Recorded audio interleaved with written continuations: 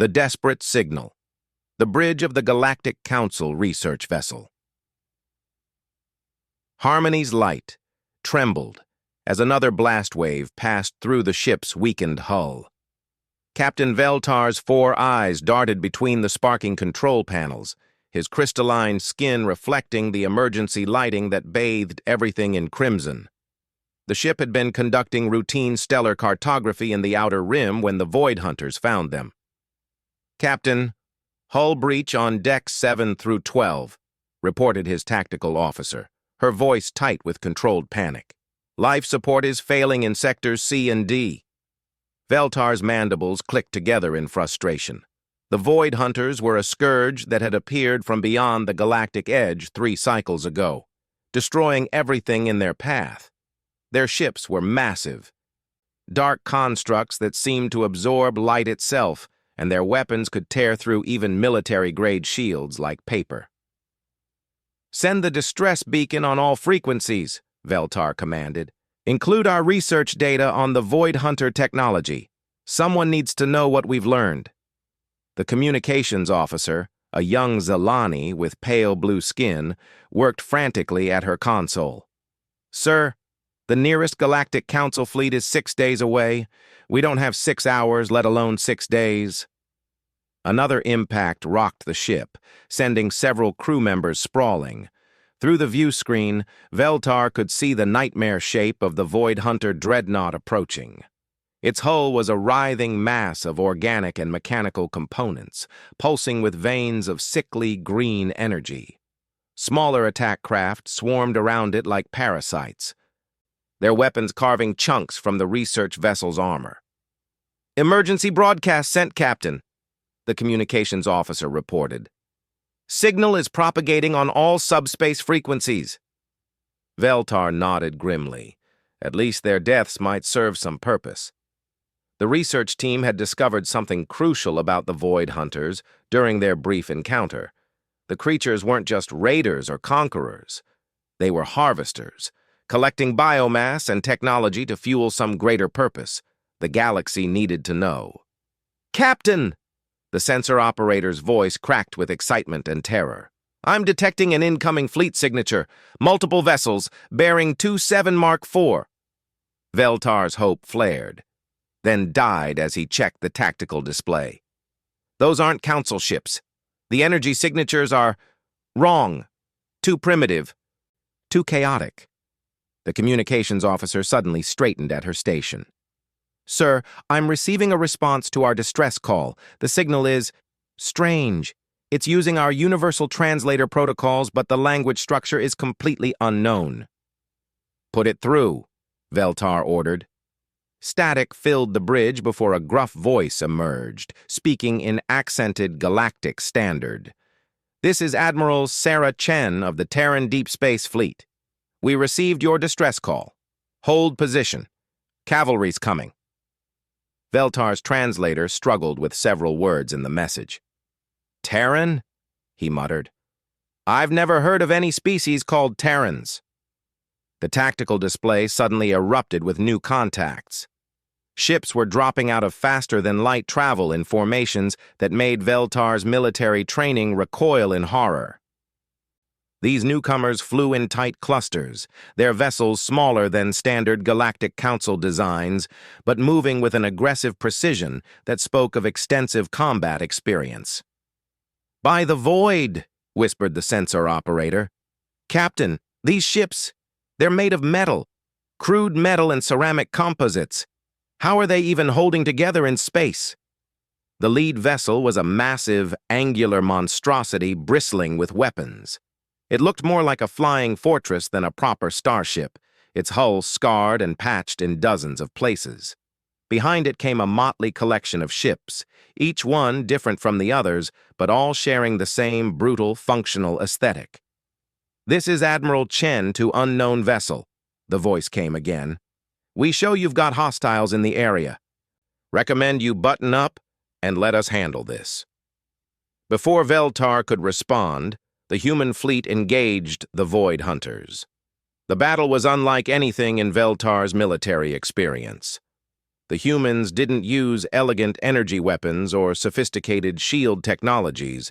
Instead, their ships spat streams of solid projectiles at velocities that defied reason. The impacts against the Void Hunter vessels created spectacular explosions as kinetic energy was converted to heat and light. "Impossible," breathed the tactical officer. "They're using solid ammunition in space combat. The mass requirements alone should make their ships too heavy to maneuver effectively." But the humans were maneuvering. Their ships twisted and dove through space with an aggressive unpredictability that seemed to confuse the Void Hunters. Where Galactic Council ships would maintain safe distances and rely on shields and electronic countermeasures, these humans closed to point-blank range and hammered their enemies with devastating salvos. One human destroyer took a direct hit from a Void Hunter energy beam and simply kept fighting. Its hull glowed white-hot from the impact, but its weapons never stopped firing. Veltar watched in amazement as the ship's crew apparently sealed the breach with some kind of emergency foam while continuing their attack run. "Their tactical doctrine is insane," the tactical officer reported. "They're absorbing damage that would cripple our ships and treating it as acceptable losses." The human flagship, the massive dreadnought that had arrived first, plowed directly into the center of the Void Hunter formation. Its weapons opened up at ranges so close that the explosions lit up both ships' hulls. The Void Hunter dreadnought, which had been systematically destroying the Harmony's light, suddenly found itself facing an enemy that seemed completely unconcerned with its own survival. "They're ramming!" the sensor operator shouted. "The human ship is actually ramming the Void Hunter dreadnought!" The two massive vessels collided in a flash of debris and energy. For a moment, both ships seemed locked together, their weapons firing directly into each other's hulls at zero range. Then the Void Hunter ship began to break apart, its organic components apparently unable to cope with the human ship's relentless assault. The remaining Void Hunter vessels, suddenly faced with an enemy that fought like rabid predators, began to retreat. The human fleet pursued them with obvious bloodlust, their weapons continuing to fire long after the enemy was in full flight. Within minutes, the battle was over. The space around the Harmony's light was filled with debris from destroyed Void Hunter ships, while the human fleet regrouped in loose formation. Several of their vessels were clearly damaged, some so badly that Veltar couldn't understand how they remained operational. "Unknown vessel, this is Admiral Chen," the voice came again. "Areas secure. Do you require assistance?" Veltar found his voice after a moment of stunned silence. "This is Captain Veltar of the Galactic Council research vessel, Harmony's Light. Yes, we require assistance. Our ship is badly damaged." "Copy that. We'll send a rescue team over. Fair warning, my people might look a little strange to you." As Veltar watched the approaching human shuttle, he reflected on what he'd just witnessed. These Terrans, whoever they were, had just accomplished what no Galactic Council fleet had managed in 3 cycles of war against the Void Hunters. They had not only fought the enemy to a standstill, they had completely routed them, and they had done it with weapons and tactics that any civilized military would consider primitive and suicidal. The shuttle docked with the Harmony's Light, and Veltar made his way to the airlock to greet their rescuers. As the hatch cycled open, he got his first look at the species that called itself human. They were bipedal, roughly the same size as most Galactic Council species, but their movements had a predatory quality that made Veltar's survival instincts scream warnings. Their eyes were forward-facing, like hunters, and their expressions carried a confidence that bordered on arrogance. The lead human stepped forward and extended a hand, apparently some kind of greeting gesture. "Captain, I'm Commander Rodriguez, Terran Marines. We're here to help." As Veltar cautiously took the offered hand, he realized that the galaxy had just discovered something that would change everything. Somewhere in the void between stars, a species had evolved that didn't just fight to survive, they fought because they enjoyed it. and they were very, very good at it. The horror of understanding. 3 days after the rescue, Captain Veltar found himself aboard the human flagship Indomitable, trying to process what he'd learned about these strange new allies. The ship's interior was a maze of narrow corridors and cramped compartments, everything built with an efficiency that bordered on claustrophobic. The humans seemed comfortable in spaces that would drive most Galactic Council species to panic. Admiral Sarah Chen sat across from him in what the humans called a briefing room, though it looked more like a military bunker than a proper conference facility. The table between them was scarred metal, and the walls were covered with tactical displays showing ship movements and casualty reports. "So let me understand this correctly," Chen said, leaning back in her chair with casual confidence. "Your Galactic Council has been fighting these Void Hunters for 3 years. And you've never managed a decisive victory?" Veltar's mandibles clicked nervously. "The Void Hunters are unlike anything we've encountered before. Their technology is superior to ours in almost every way. Their ships regenerate damage, their weapons ignore our shields, and their tactics are utterly ruthless." Chen nodded thoughtfully. "Yeah, we noticed that. Tough bastards. But here's what I don't understand. Why didn't you just hit them harder?" "Hit them harder?" Veltar's translator struggled with the concept. "You've got energy weapons, right? Shields, fancy computers, all that high-tech stuff. But when we looked at your battle recordings, your ships were firing from thousands of kilometers away. You never closed to effective range." Veltar stared at her in confusion. Closing to effective range would result in certain destruction. The goal of space combat is to eliminate the enemy while minimizing damage to your own forces. "See, that's where you're wrong," Chen said, standing and walking to one of the tactical displays. "Sometimes you have to be willing to take a beating to give the enemy a worse one. Your people fight like you're afraid to die." "Of course we're afraid to die," Veltar replied. "Self-preservation is the most basic survival instinct." Chen turned to face him, and there was something in her expression that made Veltar's skin crawl. "Captain, let me tell you about humans. We come from a planet called Earth, and Earth is what we call a Class 12 death world." The term was unfamiliar, but Veltar's translator provided context that made his blood freeze. A death world was a planet so hostile to life that it actively tried to kill everything on its surface. "Our planet has been trying to murder us for millions of years," Chen continued conversationally. "Earthquakes, volcanoes, hurricanes, tornadoes, floods, droughts, ice ages, asteroid impacts, you name it. And that's just the geology and weather."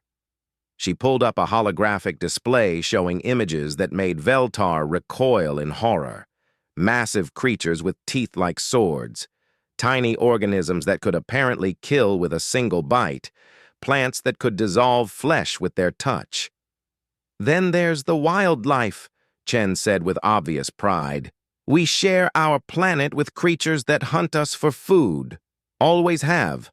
Our ancestors had to learn to fight or die, so we learned to fight everything. Other humans, predators, diseases, natural disasters, everything wanted us dead, so we became very good at killing back." Veltar's worldview began to crumble as the implications hit him. "You mean your species evolved in constant warfare?" "Not just warfare. Survival of the nastiest. The meek didn't inherit Earth, Captain. They got eaten by something with bigger teeth." Chen's smile was predatory. "And that shaped how we think about everything, including space combat." She gestured to the tactical display showing the recent battle. "When we saw your distress call, our first instinct wasn't to calculate odds or minimize risk. It was to find the biggest threat and hit it until it stopped moving." "But the casualties," Veltar protested. "Your fleet took significant damage. Several of your ships were nearly destroyed." Chen shrugged. "Acceptable losses. Every human crew that goes into space knows they might not come home. Hell, every human who gets up in the morning knows they might not survive the day. That's just life on a death world. The conversation was interrupted by an alarm klaxon. Chen immediately turned to a communications panel. "Report." "Admiral, we've got incoming contacts," came a voice from the bridge. "Void Hunter fleet, massive formation. They're heading straight for the Zalani homeworld." Chen's expression hardened. "How many ships?" "Sensors show at least 200 vessels, including 6 of those super dreadnoughts we've heard about but never seen." Veltar felt his heart skip a beat. The Zalani homeworld housed nearly 4 billion civilians. A fleet that size could sterilize the entire planet. "What's the Galactic Council response?" Chen asked. "They're evacuating what they can, but most of the population is trapped. The Council fleet is still 6 days out." Chen turned to Veltar. "Captain, how long does your species need to evacuate 4 billion people?" Veltar did quick calculations in his head. "Weeks, maybe months. We don't have the transport capacity for a full planetary evacuation." "Right. And how long until the Void Hunters arrive?" 14 hours, came the voice from the bridge. Chen nodded grimly. "Then we go in hard and fast. No evacuation. Just kill everything with a Void Hunter signature before they can reach the planet." Veltar stared at her in shock. "Admiral, you have maybe 30 ships. The enemy has 200. This is mathematically impossible." Chen's smile was absolutely terrifying. "Captain, you're thinking like someone from a civilized world. We're not civilized. We're from Earth, where impossible just means you have to be creative about the killing." She activated the ship's intercom system. "All hands, this is the Admiral. We've got a planet full of civilians about to get slaughtered, and we're the only thing standing between them and extinction. I know the odds suck, but odds never stopped humans from doing stupid, heroic things." Her voice carried throughout the ship, reaching every human aboard. "We're going to do what humans do best. We're going to find something bigger than us and make it regret that choice. Battle stations, people. Time to show the galaxy why you don't mess with Deathworlders." As the crew responded to the call, Veltar witnessed something that challenged everything he thought he knew about intelligent life. The humans weren't just preparing for battle. They were eager for it. Their vital signs showed elevated heart rates and adrenaline surges that in any other species would indicate panic. In humans, it apparently indicated readiness for combat. "Admiral," Veltar said quietly, "your people are going to die. You know that, right?" Chen looked at him with genuine confusion. "Captain, everybody dies. The trick is making sure you take enough of the enemy with you that your death matters. That's the first lesson Earth teaches its children." As the human fleet began moving toward the Zalani system, Veltar realized he was witnessing something unprecedented in galactic history. For the first time since the Void Hunters had appeared, someone was willingly charging into a battle they couldn't win, not because they had to, but because they thought it was the right thing to do. And they were doing it with the casual confidence of a species that had spent millennia fighting impossible odds and somehow surviving. The Galactic Council was about to learn what happened when an unstoppable force met an immovable object. More importantly, they were about to discover that sometimes the immovable object was just too stupid to know it was supposed to move. The lesson in madness. The Battle of Zalani Prime became the stuff of legend within hours of its conclusion. Across the galaxy, species that had never heard the word human suddenly found themselves struggling to understand a concept that defied everything they thought they knew about warfare, survival, and sanity itself. Captain Veltar watched from the bridge of the Indomitable as the human fleet deployed for battle. 37 ships against 212 Void Hunter vessels, including the massive super dreadnoughts that had been the stuff of nightmares for the Galactic Council. The humans arranged themselves in what could only be described as an attack formation, with no reserves, no fallback positions, and no apparent concern for tactical retreat.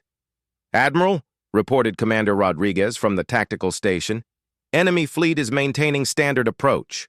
They're not even bothering to deploy screening formations. They think this is going to be a slaughter."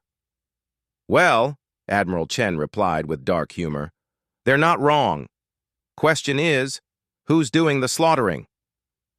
The Void Hunter fleet moved like a dark tide across space, their organic mechanical ships pulsing with malevolent energy. The super dreadnoughts at the center of their formation were each the size of a small city, their hulls crawling with weapon ports and regenerative tissue. Any one of them could have destroyed the entire human fleet under normal circumstances. These were not normal circumstances. "All ships, this is Admiral Chen," came the broadcast across the human fleet. "Remember the plan. We go in fast, we go in hard, and we don't stop until everything stops moving. For those keeping score at home, this is going to hurt. A lot." Veltar watched in fascination and horror as the human ships accelerated toward the enemy formation. Instead of the careful approach he expected, they simply pointed themselves at the largest Void Hunter ships and applied maximum thrust. "They're not even trying to avoid the enemy weapons," the tactical officer observed. "They're flying straight into the most heavily defended part of the formation." The first exchange of fire lit up space like a miniature star. The Void Hunter energy weapons, designed to overwhelm shields and defenses, struck the human ships and simply bounced off. Not because the humans had superior technology, but because their ships were built like flying fortresses, with armor thick enough to absorb punishment that would vaporize more sophisticated vessels. "How is this possible?" Veltar demanded. "Their armor shouldn't be able to withstand those energy levels." "It can't," Chen replied calmly, "but it doesn't have to withstand them forever. Just long enough to get in close." The human weapons opened fire at ranges that made Veltar's military training scream in protest. Massive railguns hurled projectiles at significant fractions of light speed, punching through Void Hunter defenses like they weren't there. Missile pods launched spreads of nuclear warheads that detonated in brilliant flashes, each one equivalent to a small star-going nova. But what truly shocked Veltar was the humans' willingness to sacrifice themselves for tactical advantage. One human destroyer, its hull breached and venting atmosphere, deliberately rammed itself into a Void Hunter cruiser. The explosion took out both ships, but it also opened a gap in the enemy formation that 3 more human vessels immediately exploited. "This is insanity," Veltar whispered. "No," Chen corrected. "This is human warfare.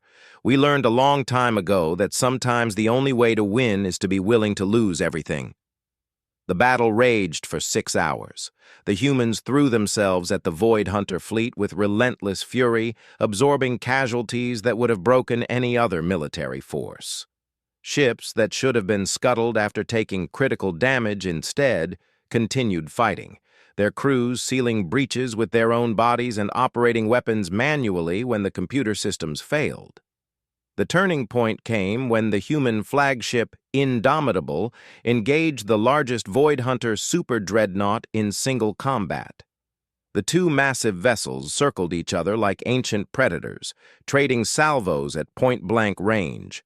The human ship was clearly outmatched, its armor was failing, its weapons were running low on ammunition, and its crew was taking horrific casualties. That's when Admiral Chen made a decision that would be remembered for millennia. "All power to engines," she ordered, "ramming speed." The Indomitable turned directly toward the super dreadnought and accelerated. The Void Hunter ship, perhaps recognizing the threat, tried to maneuver away, but it was too late. The human dreadnought struck the enemy vessel amidships, its reinforced prow punching through armor and organic tissue alike. Both ships should have been destroyed in the collision. Instead, the Indomitable's crew activated an experimental weapon they called a planet cracker, essentially a controlled antimatter explosion designed to destroy asteroids for mining operations. At point-blank range, inside the enemy ship's hull, the detonation was devastating. the super dreadnought came apart like a flower blooming in reverse, its destruction sending shockwaves through the entire Void Hunter fleet. And somehow, impossibly, the Indomitable survived the explosion that should have vaporized it, its crew already working to repair the damage and continue the fight. The psychological effect on the Void Hunters was immediate and total. These creatures, accustomed to enemies who fought with logic and self-preservation, suddenly found themselves facing opponents who seemed to consider death an acceptable tactical option. The remaining Void Hunter ships, including the surviving super dreadnoughts, began a retreat that turned into a full-scale rout. The human fleet, reduced to fewer than 20 operational vessels, pursued them to the edge of the system before finally allowing them to escape. In the aftermath, as rescue ships from across the galaxy arrived to witness the impossible, Veltar found himself in the Indomitable's medical bay.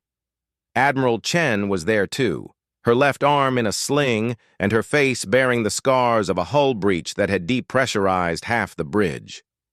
"Admiral," Veltar said quietly, "your people just accomplished something that military strategists will study for centuries. You defeated a numerically superior force using tactics that should have resulted in your complete annihilation." Chen shrugged with her good shoulder. "Captain, when you grow up on a world that's constantly trying to kill you, you learn that the secret to survival isn't avoiding danger, it's making sure the danger is more afraid of you than you are of it." Over the following months, as news of the Battle of Zalani Prime spread throughout the galaxy, the balance of power shifted dramatically. The Galactic Council formally invited humanity to join their alliance, offering them advanced technology and resources in exchange for military support against the Void Hunters. The humans accepted, but on their own terms. They didn't want to abandon their primitive weapons and tactics. Instead, they wanted to teach other species how to fight like Deathworlders. The results were immediate and terrifying. Galactic Council fleets that had previously been cautious and defensive suddenly became aggressive and ruthless. Species that had never considered ramming tactics as anything but suicide began incorporating them into their standard doctrine. The concept of acceptable casualties was redefined across the galaxy. Within a year, the Void Hunter threat was effectively neutralized. The few remaining enemy ships fled beyond the galactic rim, apparently unwilling to face opponents who had learned to fight like humans. But the real change was in the galactic mindset itself. For the first time in their history, the civilized species of the Galactic Council had learned to fight not just for survival, but for victory. They had discovered what humans had known all along, that sometimes the only way to preserve peace is to be willing to wage war with uncompromising ferocity. And in the quiet corners of space, where new threats might someday emerge, there was now a warning that would echo through the cosmos. Don't mess with the galaxy that learned to fight like Deathworlders. Because Deathworlders never fight fair, they never give up. And they never forget that sometimes the only way to win is to be willing to lose everything in the attempt. The galaxy was safer now, but it had paid a price for that safety. It had learned to think like humans, which meant it had learned to embrace the beautiful, terrible madness of a species that had spent millions of years proving that the impossible was just another word for challenge accepted.